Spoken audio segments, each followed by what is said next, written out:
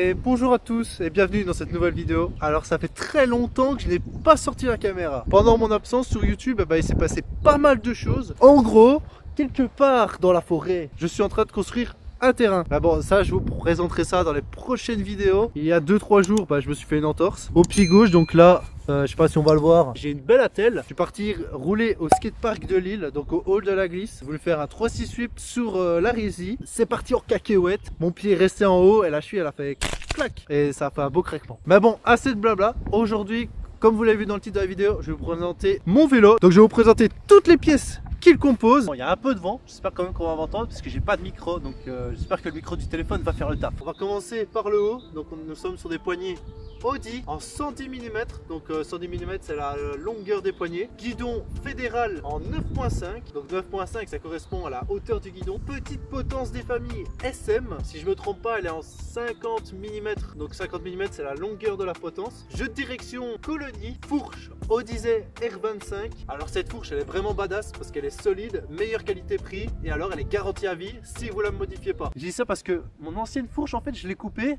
et alors elle a eu un gros poc.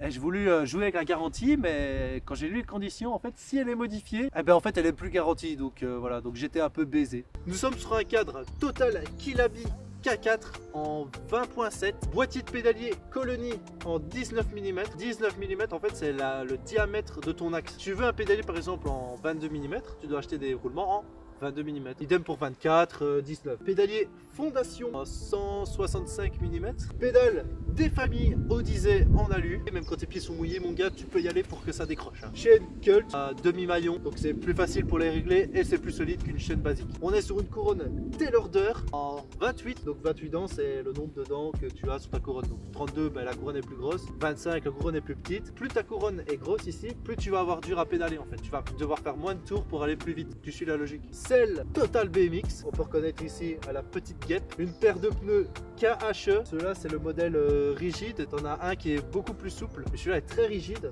Autant dire que quand tu crèves, tu te chies dessus pour démonter ton pneu tellement qu'il est rigide. Une fois j'ai dû le démonter avec une cuillère, mon vieux. Truc de dingue. Alors nous sommes sur une paire de roues G-Sport, rayon Oslick, la marque des rayons je ne sais plus, ce n'est pas des rayons titane, ça c'est sûr. Et alors nous sommes sur une paire de moyeux Profile Elite, c'est mon petit joujou, tu vois ce que je veux dire?